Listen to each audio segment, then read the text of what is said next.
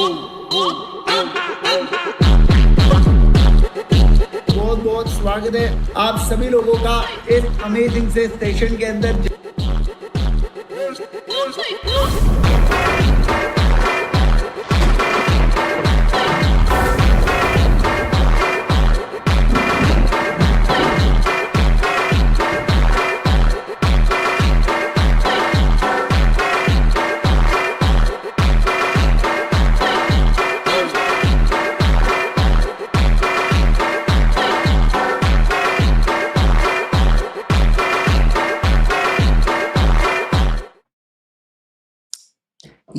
Yes. Very good morning everyone and good afternoon everyone. बहुत बहुत स्वागत है आप सभी लोगों का इस अमेजिंग से वीडियो के अंदर।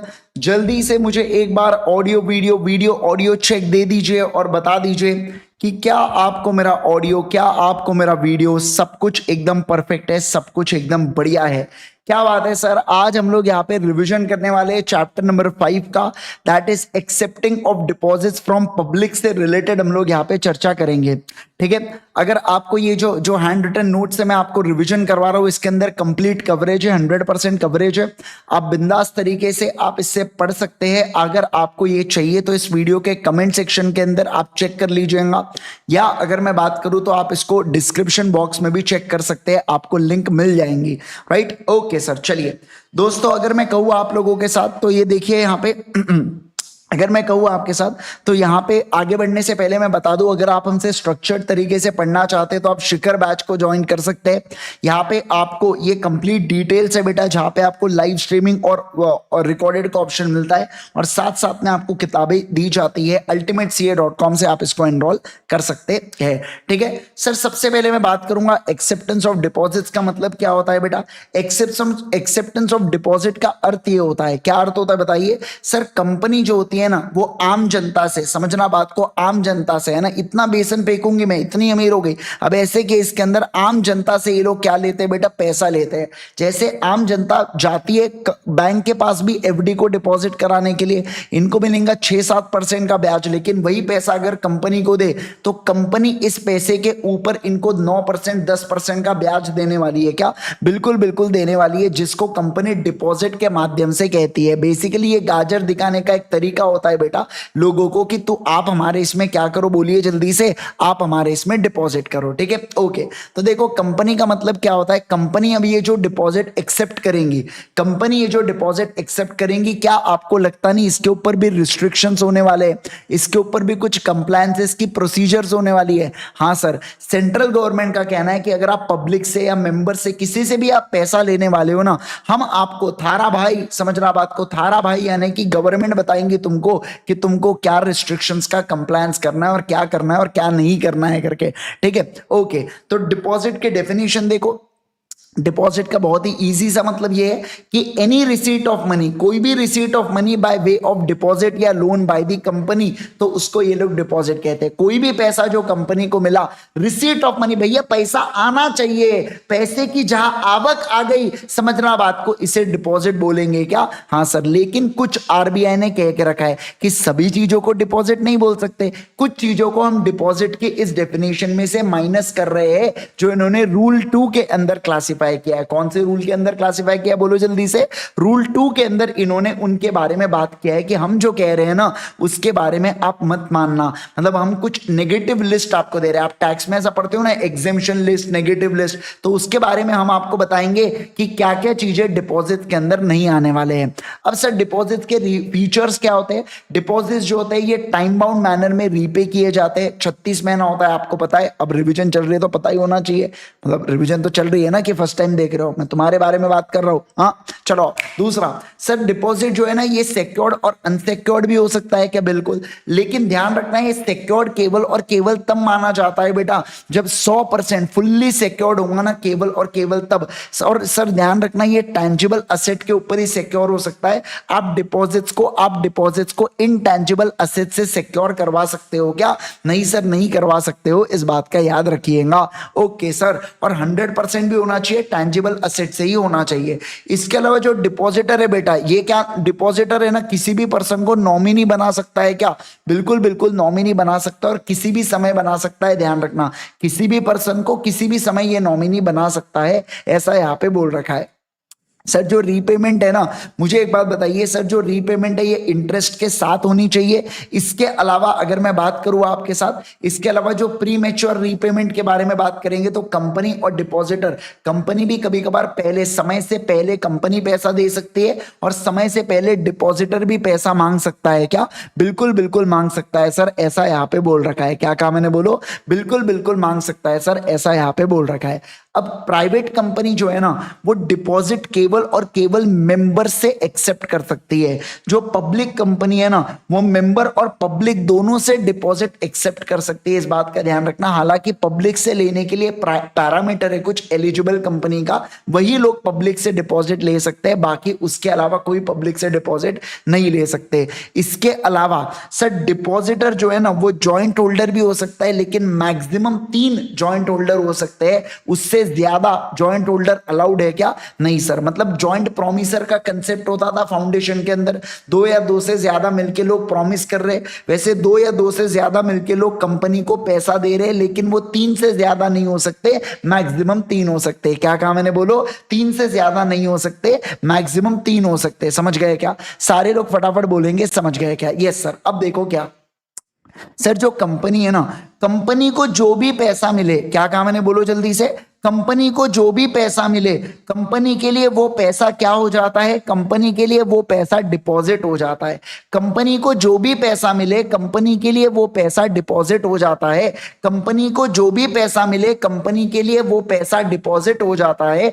लेकिन रूल 2 के अंदर आरबीआई ने एक लिस्ट दे के रखी है, जिसके तहत ये डिपॉजिट नहीं बनेगा। मतलब क्या मतलब? ये वाला जो पैसा आपको मिलेगा ना, वो डिपॉजिट नहीं बनेगा। वैसे तो कोई भी पैसा मिलो तो डिपॉजिट है। तो अपन ने क्या किया, मैं जैसे फॉर एग्जांपल पहले सारे बच्चों को क्लास में भर लिया, अब बोला अच्छा ये बच्चे को बाहर कर दो करके, बराबर है ना? वैसे सारे रिसीट्स को अंदर कर दिया, फिर बोले इन इन लोगों को बाहर कर दो करके, बस उसी के बारे में बातचीत हो रही है। ठीक है, आ जाओ सर। तो देखो सर, कंपनी को जो पैसा मिलता है ना, उसे डिपॉजिट ट्रीट नहीं करेंगे। कब कब बेटा? जब अपनी वाली ने दिया, मतलब जब अपनी गवर्नमेंट ने दिया ना, अपनी गवर्नमेंट ने दिया, तो मैं कहूंगा आपके साथ कि आप उसको डिपॉजिट मत करना। जैसे सेंट्रल गवर्नमेंट, स्टेट गवर्नमेंट, ये ऐसे सोर्स है जिसको सेंट्रल या स्टेट गवर्नमेंट गारंटी दे रही है, या लोकल अथॉरिटी है, या स्टैट्यूटरी अथॉरिटी है, तो ऐसे केस में इन लोगों से पैसा मिला तो उसे डिपॉजिट नहीं मानते। सर अब देखो समझना, ये विदेशी है और ये बेटा क्या है बताइए मेरे को जल्दी से। ये विदेशी है, ये देसी है।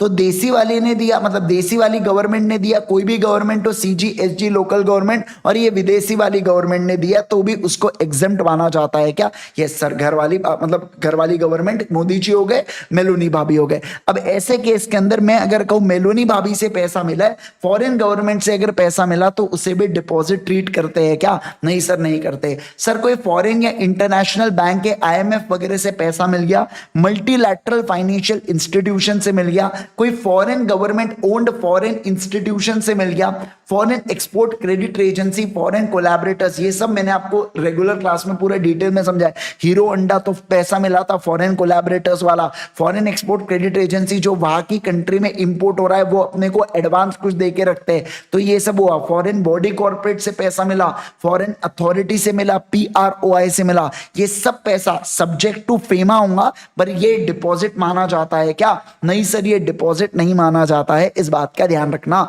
सर मुझे एक बात बताइए, अपने बैंकों से पैसा मिला, बैंकों से पैसा मिला तो लोन बोला जाता है, डिपॉजिट नहीं बोला जाएगा।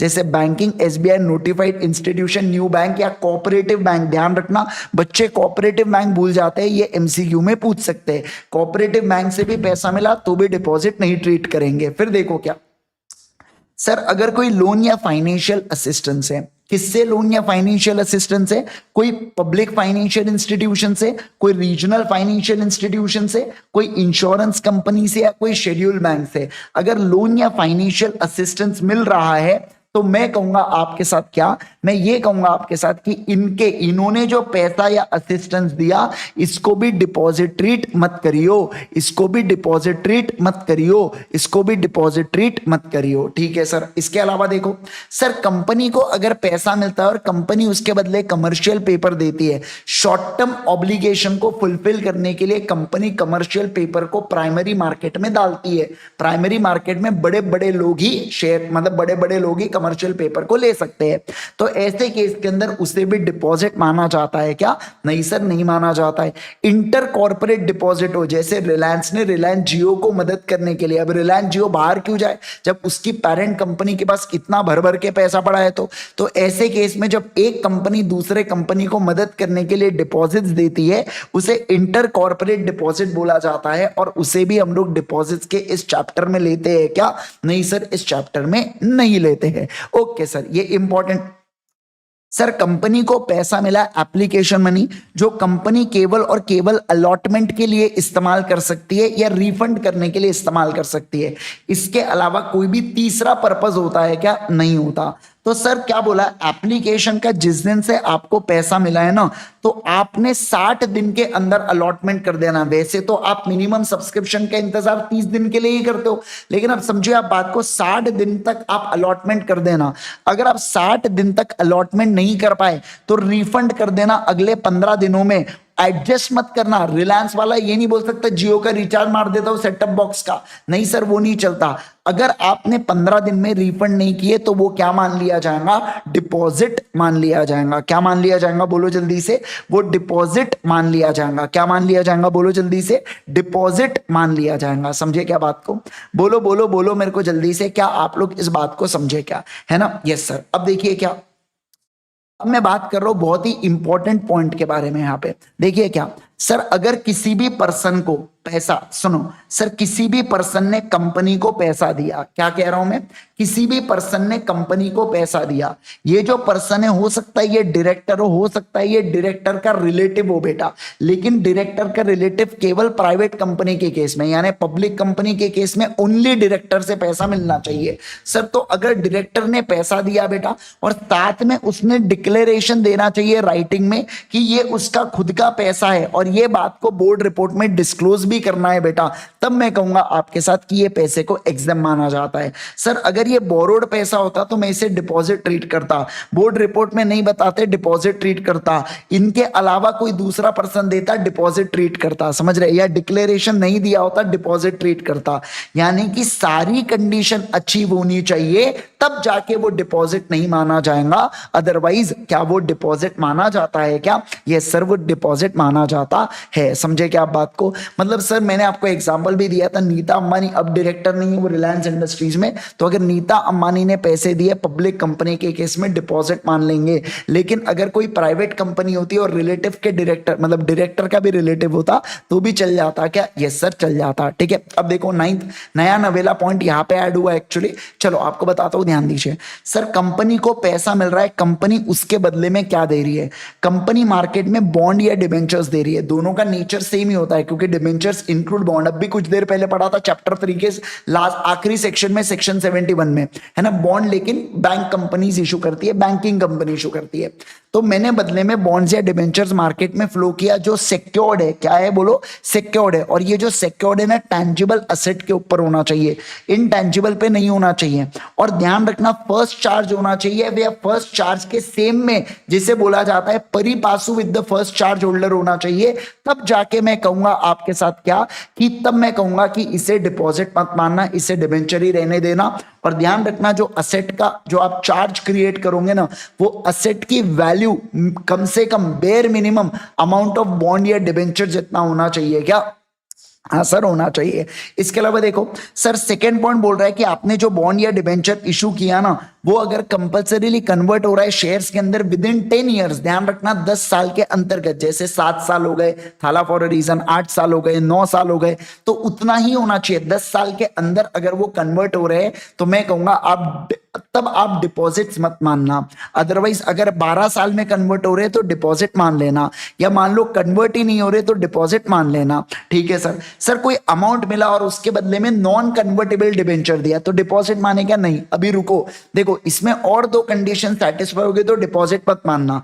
मतलब कि वो अनसिक्योर्ड है, यानी कि चार्ज क्रिएटेड नहीं है, और अगर ये लिस्टेड है रिकॉग्नाइज स्टॉक एक्सचेंज के ऊपर, तब आप इसको डिपॉजिट मानेंगे क्या? नहीं सर, तब आप डिपॉजिट नहीं मानेंगे। मतलब नॉन कन्वर्टेबल भी हो, चार्ज भी ना हो और लिस्टेड हो, नॉन कन्वर्टेबल भी हो, चार्ज भी ना हो, लिस्टेड हो, एनसीएल बोलो, एनसीएल, नॉन कन्वर्टेबल भी हो, चार्ज भी नहीं होना चाहिए और लिस्टेड होना चाहिए रिकॉग्नाइज स्टॉक एक्सचेंज के ऊपर, तब मैं कहूंगा आप लोगों के साथ कि इसे क्या बोला जाता है सर? इसे बोला जाता है कि ये एग्जेम्प्ट, मतलब इसे डिपॉजिट नहीं मानते, ऐसा मैं कहूंगा सेक्शन नंबर रूल 2 के अंदर, है ना। किसके अंदर बोलो जल्दी से? रूल 2 के अंदर। अब ये देखो सर, अगर आपको एम्प्लॉय से कोई पैसा मिल रहा है और ये जो पैसा मिल रहा है ना, ये उसके एनुअल सैलरी से ज्यादा नहीं है और ये नॉन इंटरेस्ट बेयरिंग है, तब जाके मैं कहूंगा आपके साथ कि आप इसको क्या कहते हो सर? आप इसको डिपॉजिट नहीं मानते सर। इंटरेस्ट बेयरिंग होता डिपॉजिट बन जाता है, एनुअल सैलरी से ज्यादा होता डिपॉजिट बन जाता है। एम्प्लॉय की डेफिनेशन सेक्शन 2 के अनुसार ही आपको लेना है। सर कोई भी पैसा अगर ट्रस्ट के केस में होल्ड करके रखा हूं मैंने, मतलब ट्रस्ट में अगर मैंने होल्ड करके रखा हूं, तो ऐसे केस के अंदर वो नॉन इंटरेस्ट बेयरिंग भी है, तो डिपॉजिट मत मानना। अब ये इंपॉर्टेंट फिर से आ जाता है, सर अगर कंपनी को पैसा मिल रहा है और ये पैसा कैसा मिल रहा है? ये तो मेरा रोज का काम है। रोज का काम है मतलब क्या? ऑर्डिनरी कोर्स ऑफ बिजनेस, समझना बात को, है ना। ऑर्डिनरी कोर्स ऑफ बिजनेस, तो ये तो मेरा रोज का काम है। तो ऑर्डिनरी कोर्स ऑफ बिजनेस में कंपनी को पैसा मिल रहा है।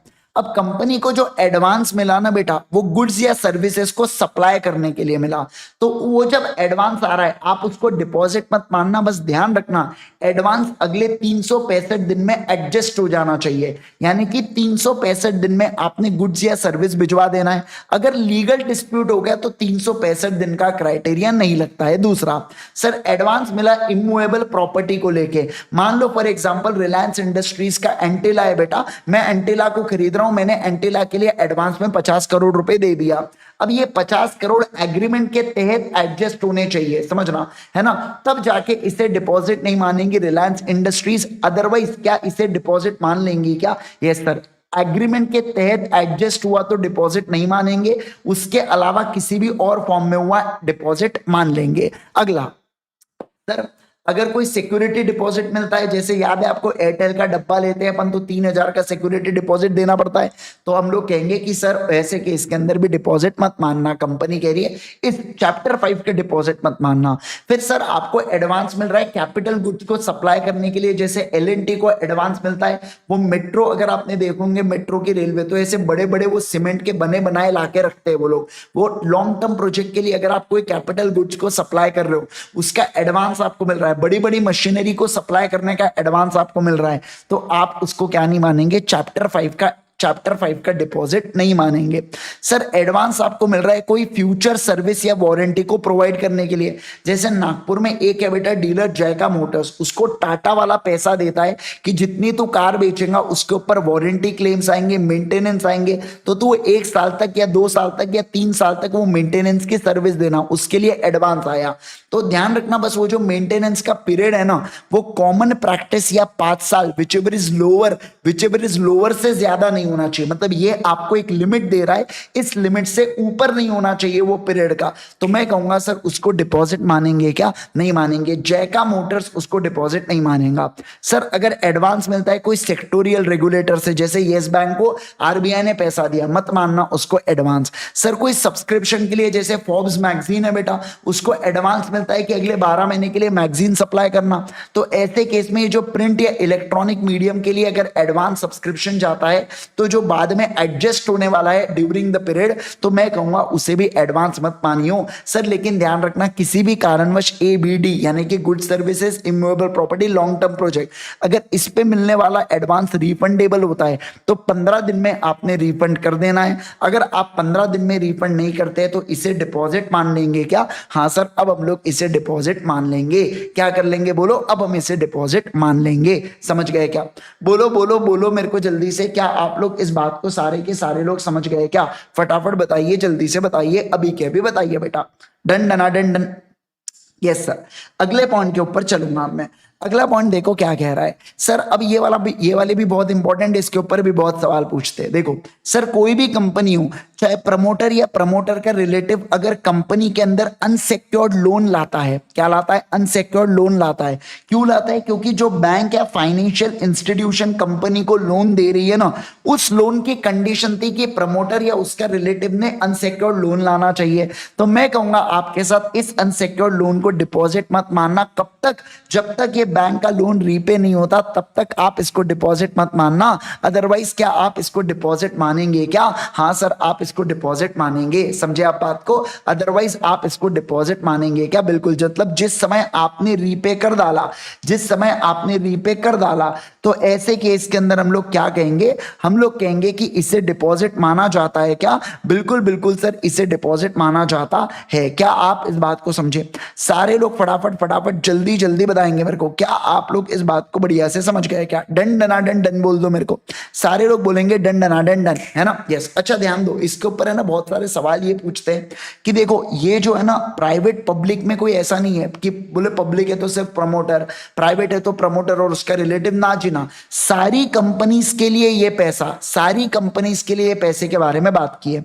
बाकी तो बड़ा इजी है। निधि कंपनी को 406 के हिसाब से पैसा मिला, कोई दिक्कत नहीं। चिट फंड एक्ट के अनुसार पैसा मिला, कोई दिक्कत नहीं। कलेक्टिव इन्वेस्टमेंट स्कीम के लिए पैसा मिला, कोई दिक्कत नहीं। और ये वाला देखो, alternative investment fund, domestic venture capital fund, infrastructure trust, रीट्स या म्यूचुअल फंड से अगर किसी कंपनी को पैसा आता है तो यहां पे भी आप इसे डिपॉजिट मानते हो क्या? नहीं सर, नहीं मानते हो। ये बड़ा इंपॉर्टेंट है, ध्यान देना। सर अगर कोई स्टार्टअप कंपनी है और कोई लिमिट नहीं है ईयर्स को लेके, सर कोई स्टार्टअप कंपनी है जो प्राइवेट कंपनी जिसको डीपीआईआईटी स्टार्टअप का दर्जा देती है, ठीक है? तो अगर कोई स्टार्टअप कंपनी है जो जहां पे पर्सन 25 लाख या ज्यादा सिंगल ट्रांचे में, सिंगल ट्रांचे का मतलब क्या होता है? सिंगल ट्रांजैक्शन में अगर कोई पर्सन 25 लाख या उससे ज्यादा का पैसा देता है, 25, 30, 35, 50, 1 करोड़, कितना भी दूं, और बदले में उसको क्या मिल रहा है? कन्वर्टेबल नोट मिल रहा है बेटा, जो एक तो रीपेबल होगा 10 साल में या शेयर्स में कन्वर्ट हो जाएंगे 10 साल में, जो भी होगा 10 साल में होगा। तो ऐसे केस के अंदर तब मैं कहूंगा डिपॉजिट मत मानना। सर लेकिन मुझे एक बात बताइए ना, मुझे आप एक बात बताइए, अगर यहाँ पे 10 लाख दिया होता तो डिपॉजिट मान लेते। सर 25 लाख दिया है लेकिन कन्वर्टेबल नोट नहीं दिया है, तो भी मैं क्या कहता? आपके साथ बोलो ना सर, तो भी आप इसे डिपॉजिट मान लेते क्या? हाँ सर, आप इसको डिपॉजिट मान लेते। क्या मान लेते? बोलो, आप इसको डिपॉजिट मान लेते। समझ गए? बोलो बोलो बोलो बोलो, फटाफट फटाफट, जल्दी जल्दी। क्या आप इस बात को समझ गए? सारे लोग बताइए। यहाँ पे अपनी डिपॉजिट की पूरी पूरी डेफिनेशन होती है समाप्त। क्या अब मैं आगे बढ़ सकता हूं क्या? जरा मुझे जल्दी से कमेंट कर दो, क्या अब मैं आगे बढ़ सकता हूं क्या?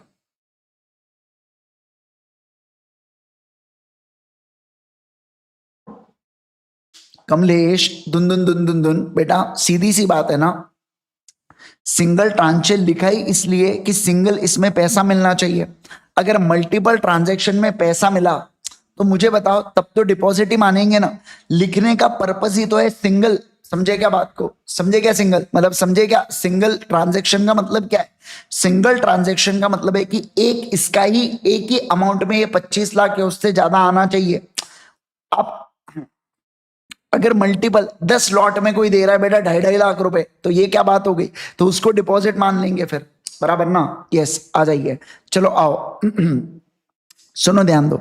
सर डिपॉजिटर के बारे में बात करूंगा मैं।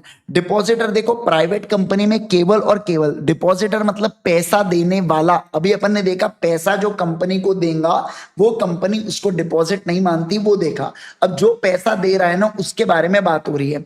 तो डिपॉजिटर कौन होता है? प्राइवेट कंपनी के अंदर डिपॉजिटर केवल और केवल मेंबर होता है। पब्लिक कंपनी में मेंबर और पब्लिक हो भी सकती है, नहीं भी हो सकती है, डिपेंड करता है। अब देखो, एलिजिबल कंपनी का मतलब क्या है, ये इंपॉर्टेंट है। एलिजिबल कंपनी मतलब ऐसी पब्लिक कंपनी, एक तो आपका नेटवर्थ 100 करोड़ या उससे ज्यादा है, या आपका टर्नओवर 500 करोड़ या उससे ज्यादा है, और आपने जनरल मीटिंग में एसआर को पास करके आरओसी को बोल दिया है, आरओसी आरओसी को फाइल कर दिया है before inviting public to accept the deposit.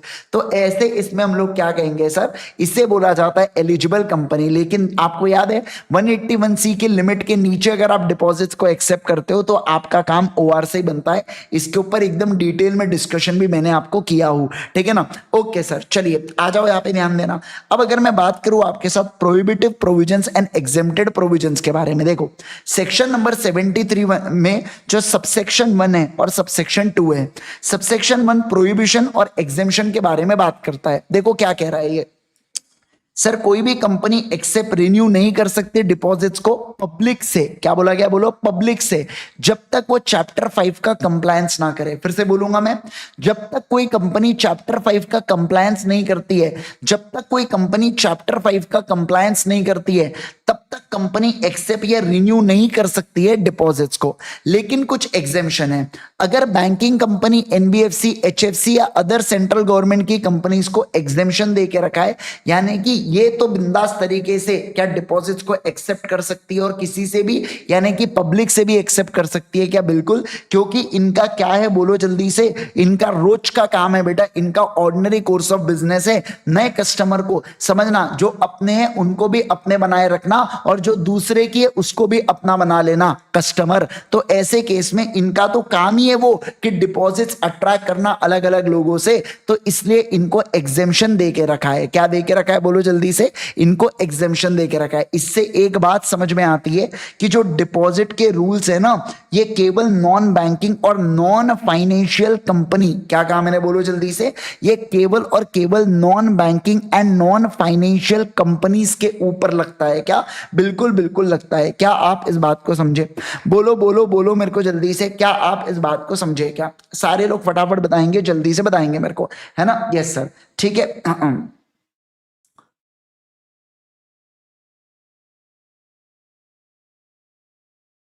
चलो आइए, आ जाओ, अब बात करेंगे आपके साथ नेक्स्ट वाले पॉइंट के ऊपर। अब देखिए क्या, accepting of deposit from members के बारे में बात करेंगे।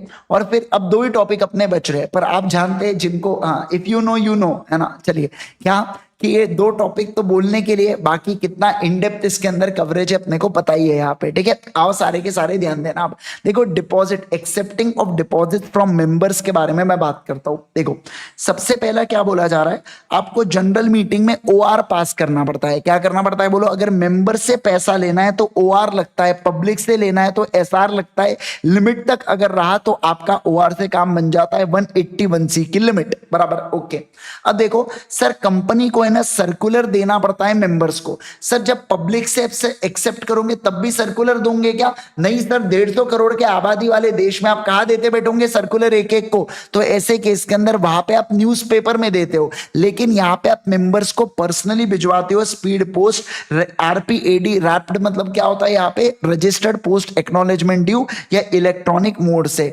और इस सर्कुलर के अंदर आपको स्टेटमेंट डालना पड़ता है कि कंपनी की फाइनेंशियल पोजीशन क्या है, हमने क्रेडिट रेटिंग ऑब्टेन की रिकॉग्नाइज्ड क्रेडिट एजेंसी से, टोटल नंबर ऑफ डिपॉजिटर कितने हैं, अमाउंट प्रीवियस डिपॉजिट कितने ड्यू हो चुके हैं, इसके बारे में आपको बताना पड़ता है।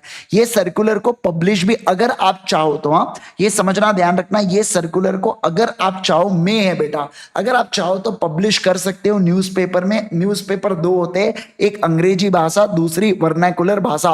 वर्नाकुलर भाषा कौन सी होती है राजा? वर्नाकुलर भाषा मतलब ऐसी भाषा जो कंपनी, जिस जहां पे कंपनी का रजिस्टर्ड ऑफिस है उस स्टेट में लोकल लैंग्वेज कौन सी चलती है, लोकल लैंग्वेज कौन सी चलती है, उसे वर्नाकुलर लैंग्वेज बोला जाता है। इसके अलावा आपको सर्टिफिकेट भी देना पड़ता है स्टैट्यूटरी ऑडिटर का। किसका, बोलो जल्दी से, स्टैट्यूटरी ऑडिटर का। किस बात का? कि कंपनी ने किसी भी प्रकार का डिफॉल्ट नहीं किया है प्रिंसिपल और इंटरेस्ट अमाउंट का, और अगर डिफॉल्ट किया भी है तो 5 साल बीत चुके जब से उस डिफॉल्ट को सुधारा है। स्टैट्यूटरी ऑडिटर ये दे रहा है सर्टिफिकेशन कि कंपनी ने principal plus interest amount of deposit में कोई डिफॉल्ट नहीं किया है, या कभी डिफॉल्ट किया था तो वो डिफॉल्ट से 5 साल बीत चुके हैं। क्या? हाँ सर, वो डिफॉल्ट से 5 साल बीत चुके हैं। क्या हो चुके हैं, बोलो जा सर, वो डिफॉल्ट से 5 साल बीत चुके हैं। समझ गए क्या? बोलो बोलो बोलो मेरे को जल्दी से, क्या आप लोग इस बात को समझ गए क्या? क्विकली बोलो, जल्दी से बोलो, अभी के अभी पट्टापट बोलेंगे, है ना। आओ सर, अगला।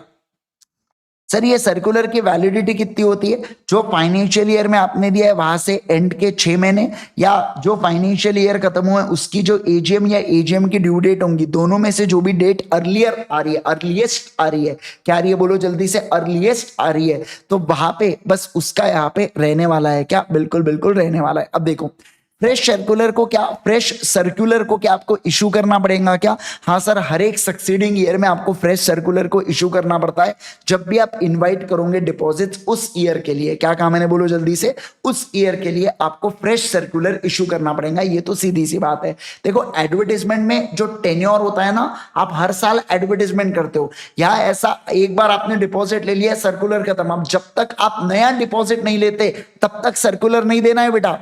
समझ रहे हैं क्या? मेंबर्स को तो तभी दोगे ना यार जब आप नया डिपॉजिट लोगे, नहीं तो क्यों दोगे इनको। लेकिन वहां पब्लिक इन्वॉल्व है तो हर साल आपको देना पड़ता है। सर सर्कुलर जिस दिन इशू कर रहा हूं ना, उससे 30 दिन के अंदर अंदर मैंने आरओसी को क्या कर देना चाहिए, इस सर्कुलर को जमा करवाना है। मतलब पहले आप आरओसी से लोगे और फिर आप सर्कुलर को मेंबर्स को इशू करोगे। सीधी सी बात है, जब तक आरओसी हाँ नहीं बोलता इस सर्कुलर को भेजने के लिए, तब तक मैं अपने मन से जो मन में आया भेज सकता हूं क्या? नहीं सर, नहीं भेज सकता हूं, इस बात का ध्यान रखना। ठीक है, ये हुआ 72B। ठीक है सर, अब देखो क्या सर, डीआरआर के बारे में बात करूंगा मैं। सर देखिए, कंपनी को डीआरआर बनाना पड़ता है। क्या करना पड़ता है बोलो? कंपनी को डीआरआर बनाना पड़ता है। सर ये है करंट फाइनेंशियल ईयर, ये है फॉलोइंग फाइनेंशियल ईयर। सर अगले साल जितने भी डिपॉजिट मैच्योर हो रहे हैं, उस डिपॉजिट मैच्योरिटी का 20% आपको इस साल 30 अप्रैल तक अलग से एक अकाउंट ओपन करके शेड्यूल बैंक में जमा करवाना पड़ेगा, जिसे डीआरआर बोला जाता है, जिसको आप यूटिलाइज करोगे केवल और केवल रिडेम्पशन ऑफ डिपॉजिट्स के लिए। क्या कहा मैंने बोलो जल्दी से? केवल और केवल रिडेम्पशन ऑफ डिपॉजिट्स के लिए। ध्यान रखना, इस अकाउंट में मिनिमम बैलेंस कितना होना चाहिए? 20% of amount maturing in current financial year, यानी कि इस फाइनेंशियल ईयर में जितना भी अमाउंट मैच्योर हो रहा है उसका 20% बैलेंस रखना, और बाकी एक्स्ट्रा पैसे को आप यूटिलाइज कर सकते हो रीपेमेंट के लिए। किसके लिए बोलो? रीपेमेंट के लिए। Okay sir, certification as to no default. अब देखो, जो स्टैट्यूटरी ऑडिटर ने सर्टिफिकेशन दिया था वो कंपनी सर्टिफिकेशन दे रही है कि हमने कोई डिफॉल्ट नहीं किया आज तक डिपॉजिट में, और अगर हमने किया भी था ना तो 5 साल हो चुके हैं भैया, भूल जाओ उस बात को, अब तो 5 साल हो चुके हैं। ठीक है, तो ऐसा आपको बताना पड़ेगा। अब सर देखो, प्राइवेट कंपनी को कुछ एग्जेम्पशन है। किससे एग्जेम्पशन है? जो अपन ने ऊपर पढ़ा ना, जो अपन ने सर्कुलर पढ़ा, जो अपन ने कॉपी देखा, आरओसी को फाइल करना पड़ता है 30 दिन में, डीआरआर देखा, certification of auditor, certification of company देखा, तो इनसे प्राइवेट कंपनी को छूट है। लेकिन ये 3 प्रकार के प्राइवेट कंपनीज होंगी तब छूट मिलेंगी। क्या मिलेंगी? तब छूट मिलेंगी। समझ रहे आप बात को? कब? जब सर डिपॉजिट को एक्सेप्ट कर रहे हैं ना, वो 181C के लिमिट के अंदर है, यानी कि 100% of paid up share capital plus free reserve plus security premium account से इनका एग्जिस्टिंग और न्यू डिपॉजिट्स कम है, तो मैं कहूंगा ऐसी प्राइवेट कंपनी को छूट है, इनको ये सब चीजें करने की कोई जरूरत नहीं है बेटा। फिर स्टार्टअप, अगर पहले 5 सालों के लिए किसी का स्टार्टअप है, आप ये कंप्लायंसेस मत करना। फिर इसके अलावा अगर 3 कंडीशन फुलफिल करते हो, अगर कोई प्राइवेट कंपनी ना किसी की सब्सिडरी है ना किसी की होल्डिंग है, इसकी बोरोइंग भी किससे कम है? 2x of paid up share capital या 50 crore which ever is lower वाली लिमिट से बोरोइंग है, और इसके अलावा इसका कोई डिफॉल्ट नहीं है at the time of accepting deposits, तो मैं कहूंगा इसे कंप्लायंस से मुक्त कर दो। इसे ये कंप्लायंस करने की जरूरत है क्या? ना जी ना जी ना। मतलब ये डायरेक्टली पैसे को एक्सेप्ट कर सकती है क्या? हाँ जी हाँ जी हाँ। समझ रहे आप बात को? तो ये 3 ध्यान रखना, केवल और केवल प्राइवेट कंपनी को ही ये अपन ने रिलैक्सेशन दे के रखा है। लेकिन कंपनी कोई भी हो, DPT3 क्या फाइल करना पड़ता है क्या डिपॉजिट्स का? हाँ सर, बिल्कुल बिल्कुल फाइल करना पड़ता है। ओके सर, अगला देखो। सर डिपॉजिट 2 प्रकार के हो सकते हैं, सिक्योर्ड, अनसिक्योर्ड। अगर सिक्योर्ड होता है बेटा तो आपको चार्ज क्रिएट करना पड़ता है। ध्यान रखना, जो रीपेमेंट होगा ना, मतलब चार्ज कितने पे क्रिएट करोगे? रीपेमेंट वैल्यू पे, यानी कि प्रिंसिपल प्लस इंटरेस्ट दोनों कवर होना चाहिए चार्ज के अंदर। सर अगर नहीं कवर्ड होता है तो अनसिक्योर्ड उसे बोला जाता है, और अनसिक्योर्ड को हर सर्कुलर एडवर्टाइजमेंट फॉर्म में आप अनसिक्योर्ड अनसिक्योर्ड अनसिक्योर्ड लिखोगे क्या? बिल्कुल बिल्कुल लिखोगे। सर अगर कंपनी फेल हो जाती है यहाँ पे रीपे करने से डिपॉजिट्स को, तो डिपॉजिट डिपॉजिटर एनसीएलटी को अर्जी लगा सकता है, ट्राइब्यूनल फटके मारेंगे और बोलेंगे चल रहे पहले फुर्सत में अमाउंट को पे कर, डैमेजेस दे और इसके अलावा अदर पैसा भी दे सकते हैं। बोल सकता है क्या? बिल्कुल बिल्कुल बोल सकता है। डीआरआर का एक ही काम और वो क्या है? रीपेमेंट ऑफ डिपॉजिट्स करना। अब देखो टेन्योर ऑफ डिपॉजिट्स के बारे में बात करूंगा। सर जो डिपॉजिट्स होते हैं ना, कंपनी एक्सेप्ट कर सकती है, पर ध्यान रखना एक्सेप्ट करेंगी मिनिमम 6 महीने से 36 महीने के बीच में। मतलब 6 महीने से कम के लिए डिपॉजिट नहीं हो सकते और 36 महीने से ज्यादा के लिए कंपनी अपने पास नहीं रख सकती। लेकिन दो कंडीशन अगर सेटिस्फाई हो जाए तो ऐसे केस के अंदर 6 महीने से कम के लिए एक्सेप्ट कर सकती है। दो कंडीशन कौन सी? पहली बात तो 3 महीने से ज्यादा होनी चाहिए, और दूसरा अगर डिपॉजिट का amount 10% of paid up share capital plus free reserve plus SPA से ज्यादा नहीं है, मतलब कि अप टू 10% है, अप टू 10% है, अप टू 10% है, तो ऐसे केस में ये दो कंडीशन अचीव होंगी तो 6 महीने से कम तो अपन एक्सेप्ट कर पाएंगे क्या? बिल्कुल बिल्कुल कर, लेकिन ध्यान रखना मिनिमम वो 3 महीने से ज्यादा हो और डिपॉजिट का अमाउंट 10% तक हो। क्या? हाँ सर 10% तक होना चाहिए। ओके, अब देखो सर मैक्सिमम कितना अमाउंट ऑफ डिपॉजिट्स अपन एक्सेप्ट कर सकते हैं? तो देखो पुराना नया सब कुछ मिला मुलू के 35% of paid up share capital plus free reserve plus SPA से ज्यादा नहीं हो सकता। लेकिन ध्यान रखना ये 35% की लिमिट 100% हो जाएंगी कब? जब आईएफएससी पब्लिक कंपनी हो या प्राइवेट कंपनी हो। बेटा समझना बात को, या प्राइवेट कंपनी हो तो अपन 100% बुला सकते हैं क्या? बिल्कुल बिल्कुल बुला सकते हैं। सर ध्यान रखना कुछ दो प्राइवेट कंपनीज है जिसपे कोई लिमिट नहीं है, 100%, 200, 300, 1000, 3000, 5000% जितना बुलाना है बुलाओ पैसा डिपॉजिट का। अगर प्राइवेट कंपनी जिसको स्टार्टअप का दर्जा मिला है पहले 10 साल, और वो प्राइवेट कंपनी जिसमें वो 3 कंडीशन सेटिस्फाई हो रही है, यानी कि एसोसिएट सब्सिडरी ना हो, जिसका बोरोइंग कम होना चाहिए 2x of paid up share capital या 50 करोड़ व्हिचएवर इज लोअर से, या कोई भी एग्जिस्टिंग डिफॉल्ट नहीं होना चाहिए डिपॉजिट्स का, तो वो चाहे उतना बेशुमार पैसा बुला सकती है। क्या? बिल्कुल बिल्कुल बुला सकती है, ऐसा यहाँ पे बोल रखा है। क्या आप इसको समझे क्या? तो सर अब ये 35% लिमिट किसके लिए बची? वो कंपनी बेटा जो पब्लिक कंपनीज होती है वो 35% तक ही इशू कर सकती है। सर देखो एलिजिबल पब्लिक कंपनी जो है ना वही बेटा पब्लिक से पैसा बुला पाएंगे, लेकिन जो नॉन एलिजिबल पब्लिक कंपनी है वो 35% सिर्फ और सिर्फ अपने मेंबर से बुला सकती है। क्या? बिल्कुल बिल्कुल बुला सकती है, ऐसा यहाँ पे आता है। मैंने आपको एक चार्ट बताया था, अगर आपको ध्यान होगा तो क्लास में अपन एक पूरा चार्ट बना के रखे अपने बुक के अंदर, ठीक है। उसके बाद देखो क्या सर आपको यहाँ पे ट्रस्टी को अपॉइंट करना पड़ता है, सवाल ही नहीं है। जैसे डिबेंचर का ट्रस्टी होता है वैसा ही है, ये अपन लोग आगे पढ़ने वाले पॉइंट में। सर ये जो ट्रस्टी है मीटिंग बुला सकता है, सेम है डिबेंचर जैसा, 1/10 of the value of depositor बोले, या सीओ मोटो उसको ऐसा लग रहा है कि यार डिपॉजिटर का इंटरेस्ट अफेक्ट हो रहा है, तो वो डिपॉजिटर क्या बुला सकता है? मीटिंग बुला सकता है। सर ध्यान रखो, अब देखो डिपॉजिट एक्सेप्ट किया तो इंटरेस्ट देना पड़ेगा कंपनी को, तो कितना इंटरेस्ट या ब्रोकरेज दोगे? अब एसबीआई ने पूरा अरेंजमेंट किया आपके लिए, तो एसबीआई को ब्रोकरेज भी देना पड़ेगा। तो बोल के रखा है कि आरबीआई ने एनबीएफसी को कितना अमाउंट बोल रखा है कि वो अपने डिपॉजिटर को पैसा दे सकते हैं या ब्रोकरेज दे सकते हैं, वो रेट से ज्यादा तुम रेट से मत पे करना। मतलब वो रेट के ऊपर सीलिंग लिमिट है। क्या कहा मैंने? बोलो रेट की लिमिट कितनी है कि वो ज्यादा नहीं हो सकता जितना आरबीआई ने एनबीएफसी के लिए बोल रखा है, ठीक है सर। सर ब्रोकरेज जो पेबल होगा केवल और केवल उसी पर्सन को होगा जिसके साथ राइटिंग में अपन ने कॉन्ट्रैक्ट किया है कि तुम कस्टमर को सॉलिसिट कर सकते हो डिपॉजिट्स को एक्सेप्ट करने के लिए। जैसे एसबीआई के साथ मेरा राइटिंग में कॉन्ट्रैक्ट था, मैं एसबीआई को दूंगा, जबरदस्ती चंदा यानी कि आईसीआईसीआई बैंक जबरदस्ती बीच में कूद पड़ रहा है, डिपॉजिट को एक्सेप्ट कर रहा है, मेरे को लाके दे रहा है, मैं उसको पैसा दूंगा क्या? ना जी ना, मैं उसको पैसा नहीं दूंगा। सर इंटेंडिंग डिपॉजिटर जो भी डिपॉजिटर है कंपनी का, वो एप्लीकेशन देगा और एप्लीकेशन में डिक्लेरेशन देता है कि ये उसका खुद का पैसा है, ये बोरोड पैसा नहीं है। जॉइंट नेम 3 से ज्यादा नहीं होना चाहिए। नॉमिनेशन का मतलब होता है कि अगर पर्सन की डेथ हो गई तो उसके बदले में किसको पैसा मिलेगा, जिसे शॉर्ट में उत्तराधिकारी बोला जाता है। सर डिपॉजिट रिसीट, सर जिस दिन कंपनी को पैसा दिया या चेक रियलाइज हुआ या रिन्यूअल हुआ डिपॉजिट, वहां से 21 दिनों के अंदर 21 डेज के अंतर्गत समझना कंपनी डिपॉजिटर या एजेंट को डिपॉजिट रिसीट इशू करती है, जिसको ऑथराइज ऑफिसर साइन करता है, और उसके अंदर डिपॉजिट रिसीट के अंदर बातें लिखी होती है, कौन से डेट पर इशू हो रही है, नेम एंड एड्रेस क्या है, डिपॉजिटर का अमाउंट कितना है, मैच्योरिटी कितना है, रेट ऑफ इंटरेस्ट कितना है, ये सारी बातें उसके अंदर लिखी होती है।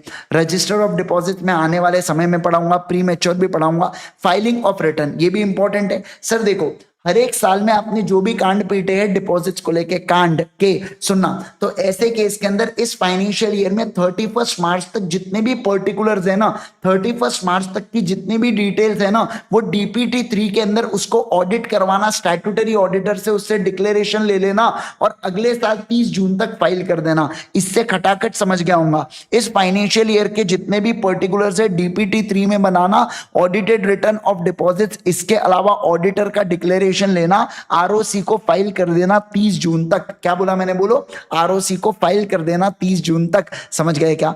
अरे बोलो ना सर, एक बार सर्कुलर इशू हो गया तो उसके बाद कुछ अल्टर किया जा सकता है क्या? ना जी ना, उसके बाद टर्म्स को, ट्रस्ट डीड को, इंश्योरेंस कॉन्ट्रैक्ट को आप किसी को भी अल्टर नहीं कर सकते। और देखो क्या सर, फाइनेंशियल स्टेटमेंट में डिस्क्लोज करना पड़ता है अगर पब्लिक कंपनी में डायरेक्टर ने पैसा दिया है या प्राइवेट कंपनी में डायरेक्टर या उसके रिलेटिव ने पैसा दिया है। तो सर डिपॉजिट हमने समय पर पे नहीं किया तो 18% का पीनल इंटरेस्ट लगता है और पनिशमेंट भी पड़ती है किसको? Company plus officer in default को 5,000 रुपए प्लस 500 रुपए प्रतिदिन जब से कॉन्ट्रा मेंशन कंटिन्यू होता है उतना फटका बैठता है। क्या? यस सर, उतना फटका बैठता है। समझे क्या? सारे लोग जल्दी जल्दी बताएंगे मेरे को, क्या आप लोग इस बात को बढ़िया से समझ रहे हो क्या? क्विकली बताओ, फटाफट बताओ, अभी के अभी बताएंगे। जल्दी जल्दी बोलो, जल्दी जल्दी बोलो, जल्दी जल्दी बोलो।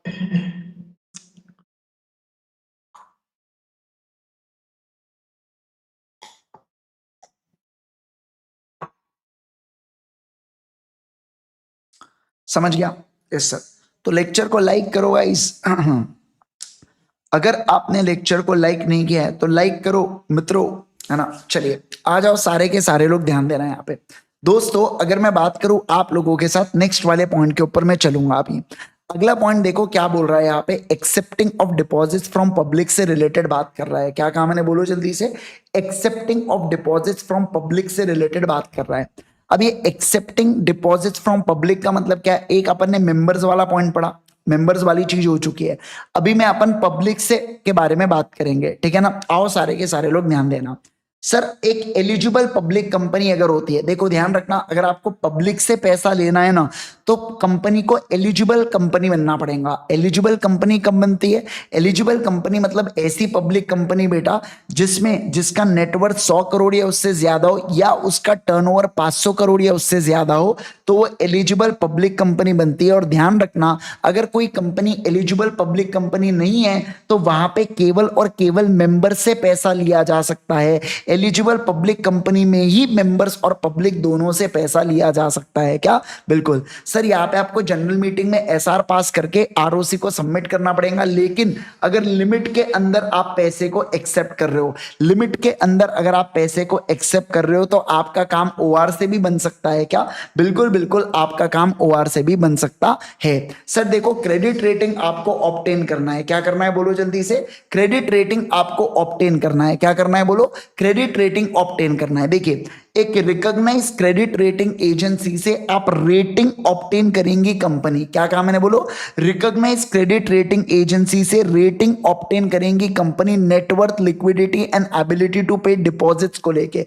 जैसे देखो, एक इंडिविजुअल अगर लोन लेने जाता है बैंक के पास तो उसका सिबिल स्कोर निकाला जाता है। अब ये जो सिबिल है ना बेटा, ये कंपनी का नाम है जो आपका क्रेडिट रेटिंग निकाल के देती है। तो ये क्रेडिट रेटिंग एजेंसी हो गई। तो ऐसे केस में ये रेटिंग को कॉपी ऑफ डिपॉजिट के साथ ROC को देना पड़ता है। ये हर साल आपको निकालना पड़ेगा जितने समय के लिए आपने डिपॉजिट एक्सेप्ट किया है। और ये मिनिमम इन्वेस्टमेंट ग्रेडिंग रेटिंग होनी चाहिए क्या इसकी? Yes sir, minimum investment grading की रेटिंग होनी ही चाहिए।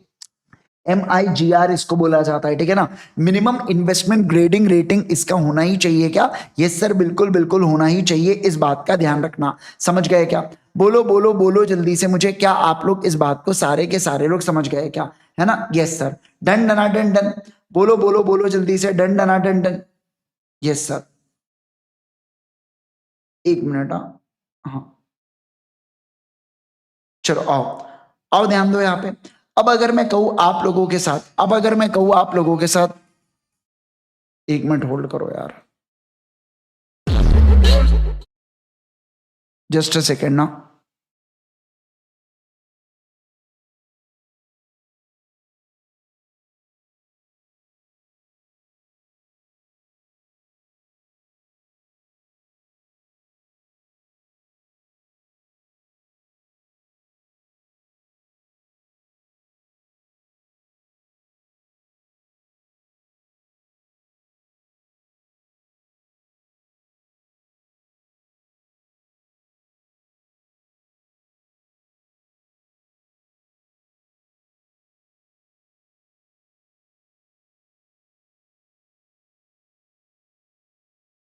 ओके, चलिए, तो मैंने क्या कहा, मिनिमम इन्वेस्टमेंट ग्रेडिंग उसका होना ही चाहिए क्या? Yes sir. और हर साल आपको ऑब्टेन करना पड़ेगा क्या? यस सर, हर साल आपको ऑब्टेन करना पड़ेगा। अब ध्यान दो यहाँ पे सर, जिस समय आप चार्ज क्रिएट करते हो ना, जिस भी अमाउंट पर आप चार्ज क्रिएट करते हो, क्या कहा मैंने, बोलो जल्दी से, जिस भी अमाउंट पर आप चार्ज क्रिएट करते हो 30 दिन के अंदर चार्ज क्रिएट होना चाहिए। और जो असेट की वैल्यू है, रजिस्टर्ड वैल्यू और बताएगा, वो प्रिंसिपल प्लस इंटरेस्ट से ज्यादा होना चाहिए। सर चार्ज एक तो डिपॉजिटर के फेवर में, या डिपॉजिटर का अगर ट्रस्टी होगा तो ट्रस्टी के फेवर में क्रिएट किया जाता है क्या? बिल्कुल।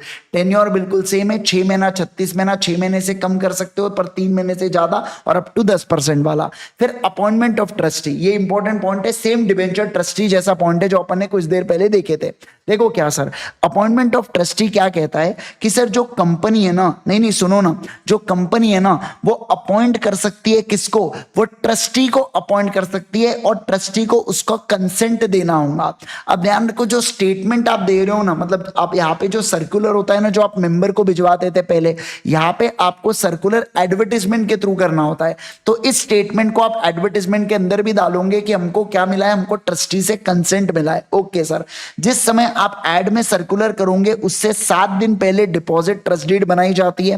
अब सवाल बनता है कौन व्यक्ति एलिजिबल नहीं होगा ट्रस्टी बनने के लिए? तो वैसे तो कोई भी पर्सन ट्रस्टी बन सकता है, लेकिन कुछ लोग नहीं बन सकते। जैसे अगर कोई डायरेक्टर, केएमपी ऑफिसर या एम्प्लॉई है, किसका? कंपनी का, जियो का या रिलायंस इंडस्ट्रीज का, या कंपनी जियो फाइबर लिमिटेड का, जियो फाइबर प्राइवेट लिमिटेड जो सब्सिडरी है, या कोई एसोसिएट है हैथवे का। तो ऐसे केस के अंदर ये 4 लोग अगर इन चारों कंपनीज के अंदर के हैं ना, तो वो ट्रस्टी नहीं बन सकता। क्या नहीं बन सकता? वो ट्रस्टी नहीं बन सकता।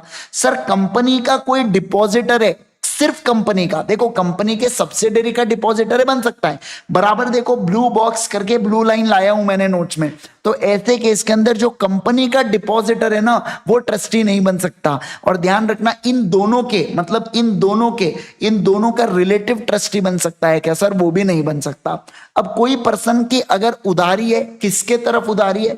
कंपनी के तरफ है, कंपनी की तरफ है, एसोसिएट है, सब्सिडरी होल्डिंग है, या subsidiary of such holding company है, तो ऐसे केस में वो व्यक्ति भी ट्रस्टी नहीं बन सकता। सर किसी व्यक्ति का मटेरियल पेक्यूनरी रिलेशनशिप है कंपनी के साथ, मतलब वो उसके धंधे वाले ट्रांजैक्शन है कंपनी के साथ, तो वो भी ट्रस्टी नहीं बन सकता। सर कोई गारंटर बन के रखा है, कोई श्योरिटी बन के रखा है कंपनी के फेवर में, किसी ने आपने गारंटी दिया है, तो मैं कहूंगा आपके साथ आप भी ट्रस्टी बन सकते हो क्या? नहीं सर नहीं बन सकते हो, इस बात का ध्यान रखना। सर ट्रस्टी को क्या रिमूव किया जा सकता है? बिल्कुल, सारे के सारे बोर्ड ऑफ डायरेक्टर्स का अप्रूवल लगेगा जो मीटिंग के अंदर आने वाले हैं, और कंपनी में अगर इंडिपेंडेंट डायरेक्टर होगा तो कम से कम एक इंडिपेंडेंट डायरेक्टर की परमिशन लगेगी ट्रस्टी को रिमूव करने के लिए। मीटिंग का सेम पॉइंट है ट्रस्टी का। मैक्सिमम अमाउंट कितना हो सकता है डिपॉजिट का? तो देखो गवर्नमेंट कंपनी है तो 35% जिससे बुलाना है उससे बुलाओ, गवर्नमेंट एलिजिबल कंपनी। लेकिन ना sir government, non government eligible company है तो ये मेंबर से 10% बुला सकती है, अदर देन मेंबर्स जिसको पब्लिक बोला जाता है ना,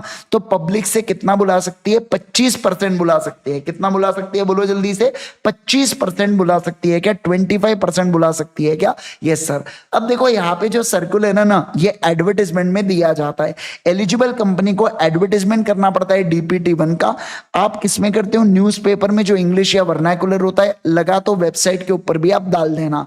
सर ये जो एड इशू कर रहे हो, जिसके अंदर सर्कुलर आप दे रहे हो ना, वहां से 30 दिन पहले आपने इसको फाइल कर देना पड़ता है ROC के पास, जिसको साइन करते हैं मेजॉरिटी ऑफ डायरेक्टर, और अथोराइज एजेंट भी साइन करता है। जैसे SBI का कोई भी एजेंट भी साइन करेगा क्या?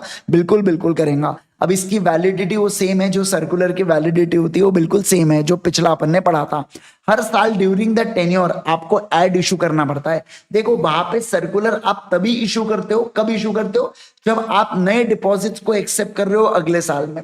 पर यहाँ पे क्या है? यहाँ पे हर साल आपको एडवर्टाइजमेंट करना है क्या?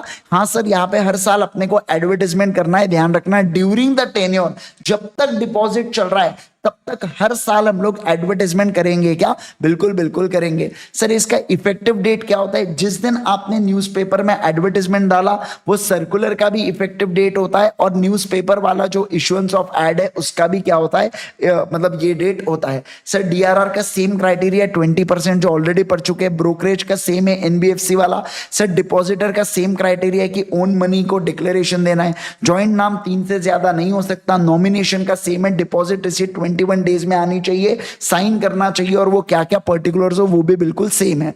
अब आता है इंपॉर्टेंट जो है रजिस्टर ऑफ डिपॉजिट्स। देखो क्या सर, कंपनी डिपॉजिट रिसीट को इशू कर रही है तो कंपनी खुद के पास भी रिकॉर्ड्स को मेंटेन करेंगी। और रिकॉर्ड्स कहां मेंटेन करेंगी? रजिस्टर्ड ऑफिस में रिकॉर्ड्स को मेंटेन करेंगी। तो कंपनी सर मेंटेन करेंगी रजिस्टर ऑफ डिपॉजिट्स को रजिस्टर्ड ऑफिस में। कहां पे बोलो जल्दी से? रजिस्टर्ड ऑफिस में, जिसमें क्या क्या डिटेल्स दिए होंगे, जिसमें सामने वाले यानी कि डिपॉजिटर का नाम, एड्रेस और पैन दिया होगा। अगर वो माइनर है तो उसके गार्डियन का नाम, एड्रेस दिया होगा। नॉमिनी कौन है पर्सन का वो दिया होगा। डिपॉजिट रिसीट नंबर क्या है वो दिया होगा। आपको एक डिपॉजिट रिसीट क्लास में बताया हुआ है सर। डेट प्लस अमाउंट क्या है ईच डिपॉजिट का वो दिया होगा। कितने ड्यूरेशन के लिए डिपॉजिट है वो दिया होगा।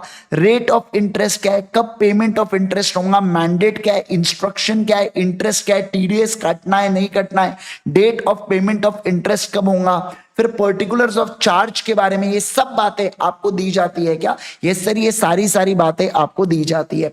अब सवाल बनता है कितने दिन में इसको बुक्स को बनाना पड़ेगा?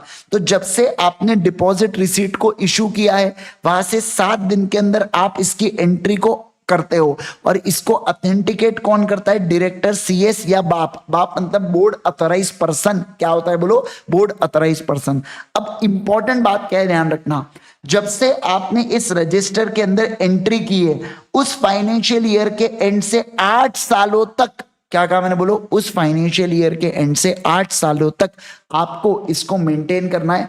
8 सालों के बाद आप इसको आग लगा दो, आहा शेकोटी कर दो, कोई प्रॉब्लम है क्या? नहीं सर कोई प्रॉब्लम नहीं है। ठीक है, हो गया। क्या आपको इतना समझ गया?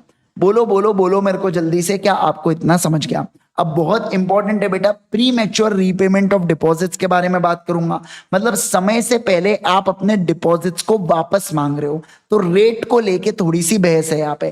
देखो आपको कितने समय के लिए इंटरेस्ट मिलेगा वो तो जितने दिन आप कंपनी में रखते हो, जितने दिन में कंपनी में आपने 11 महीने रखा है 11 महीने पैसे मिलेगा, 15 महीने रखा है 15 महीने पैसे मिलेगा। लेकिन क्या ब्याज से मिलेगा, क्या रेट से मिलेगा, उसके बारे में बात करेंगे। देखो सर डिपॉजिट यहाँ पे एक्सेप्ट किया है तो मैं आपको बता दूं 6 महीने के लिए तो आप मांग ही नहीं सकते ना। 6 महीने से पहले कंपनी दे सकती है, लेकिन 6 महीने के बाद, 6 महीने के बाद और एक्चुअल डेट ऑफ मैच्योरिटी से पहले डिपॉजिटर रिक्वेस्ट करता है प्लीज दे देना, देना मेरा पैसा वापस देना, जरूरत है मेरे को पैसे की।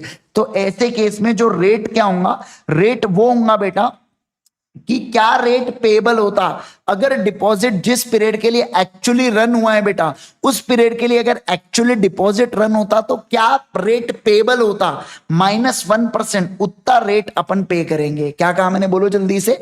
क्या रेट होता अगर डिपॉजिट जिसके लिए एक्चुअली रन हुआ है वो रेट क्या होता, -1% करके करेंगे। जैसे देखो मैं आपको एग्जांपल देता हूं, ये मैं थोड़ा सा क्लास वाला एग्जांपल ये आपको समझाना चाहता हूं यहाँ पे। ठीक है, देखो सर हमने डिपॉजिट, ये पिंक कलर वाली लाइन देखो सर, हमने डिपॉजिट या एक्सेप्ट किया है 36 महीनों के लिए, 3 साल के लिए, तो हम 14% का ब्याज दे रहे हैं।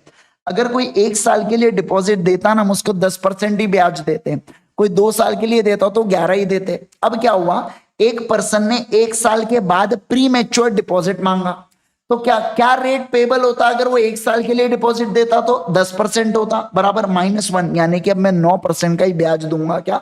हाँ सर 9% का ही ब्याज दूंगा, ऐसा यहाँ पे बोल रखा है। पर ध्यान रखना ये रेट क्वेश्चन में दिए तो समझ लेना, नहीं तो 14 - 1 करके 13% दे डालना। समझ गए क्या? Okay sir. अच्छा मुझे बताइए सर, रेट निकालने के लिए अगर 6 महीने या उससे ज्यादा क्रॉस हो गए तो आप अपर साइड राउंड ऑफ करते हो क्या? Yes sir. जैसे 14 महीने हुए तो 12 महीने यानी कि 1 साल राउंड ऑफ होगा, 18 महीने तो 2 साल राउंड ऑफ होंगे, 19 महीने 2 साल होंगे, 16 महीने 1 साल होगा, बराबर है ना? तो अगर ईयर और 6 महीना उससे ऊपर एक्सीड हो गया तो अपर राउंड ऑफ होता है क्या? हाँ सर अपर राउंड ऑफ होता है, इस बात का ध्यान रखना। Okay sir. अब देखो क्या सर, रेट का रिडक्शन सर ये रेट रिडक्शन एप्लीकेबल नहीं होगा कब, जब कंपनी खुद प्री मैच्योर डिपॉजिट कर रही है लिमिट को कंट्रोल करने के लिए, या अगर कोई मान लो अगर कोई ऐसे लोग हैं जो मिलिट्री से एसोसिएटेड है और उनको वो पैसा वापस मांग रहे हैं, तो हम लोग क्या कहेंगे सर, हम लोग ये कहेंगे कि उस केस के अंतर्गत अपन लोग क्या करेंगे, उस केस के अंतर्गत आपको कुछ करने मतलब आप उनका रेट रिडक्शन मत करना, उनको उतना उनका पूरा पैसा दे देंगे क्या, बिल्कुल बिल्कुल। अब देखो सर प्री मैच्योर क्लोजर कर रहा हूं मैं ताकि मैं ज्यादा रेट ऑफ इंटरेस्ट कमा सकूं, मतलब क्या, देखो सर यहां पे डिपॉजिट कंपनी ने एक्सेप्ट किया है 24 महीने के लिए, कोई डिपॉजिटर है वो 13 महीने के अंदर क्लोज करना चाहता है डिपॉजिट को, और समझना क्यों, वो पैसा वापस लेके रिन्यू करना चाहता है डिपॉजिट को ताकि उसको 14% का ब्याज मिले,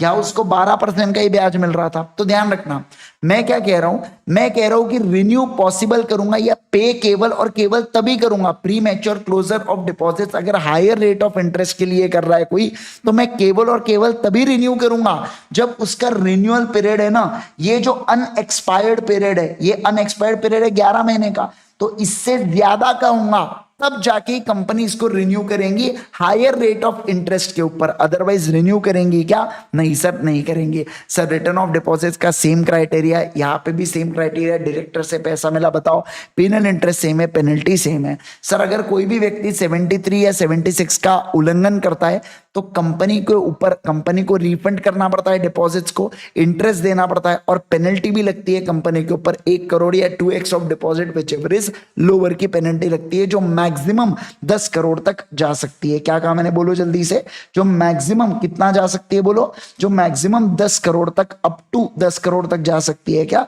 यस सर वो मैक्सिमम 10 करोड़ तक यहाँ पे जा सकती है, ठीक है ना, okay, up to maximum limit 10 crore तक जा सकती है। इसके अलावा ऑफिसर इन डिफॉल्ट को जेल कराते हैं 7 साल की उथाला फॉर अ रीजन, और इसके अलावा फाइन ठोकते हैं 25 लाख से लेके 2 करोड़ तक की फाइन भी लग सकती है क्या, बिल्कुल, और बिल्कुल डिफॉल्ट हुआ तो 447 का फटका भी लगता है क्या, बिल्कुल बिल्कुल लग जाता है, ठीक है। तो यहाँ पे अब तक चैप्टर 5 का पूरा रिविजन हो जाता है एकदम बढ़िया से समाप्त। तो आज अपन ने यहाँ पे चैप्टर 5 का भी रिविजन कर लिया। होप सो आप सभी लोगों को एकदम बढ़िया से पूरा रिवीजन आपका हो चुका हो, आपको सेशन एकदम पसंद आया हो। जरूर से कमेंट करके बताइएगा दोस्तों आपको ये सेशन कैसा लगा। प्लीज एकदम जोश में पढ़िए, अभी समय बहुत ज्यादा कम बच चुका है एग्जाम के लिए, तो प्लीज अच्छे से पढ़िए, क्योंकि देखिए आपको ग्रुप 2 भी कवर करना है, आपको बहुत सारी चीजें कवर करना है। ग्रुप 2 के रिविजन होंगे, ग्रुप 2 की क्लासेस होंगी, ग्रुप 2 के ग्रुप 1 के सब्जेक्ट होंगे, रिविजन होंगी, तो बहुत सारी चीजें यार। तो ऐसे कि इसके अंदर आपको बहुत ज्यादा फोकस होके पढ़ना है क्या, यस सर, आपको बहुत ज्यादा फोकस होके पढ़ना है, ठीक है, yes sir. Overall income consider किया जाता है कुशल, उसमें पूरी इनकम उसकी, ठीक है ना, यस। चलिए, thank you so much once again everyone, bye bye everyone and take care everyone, see you all, bye bye and bye.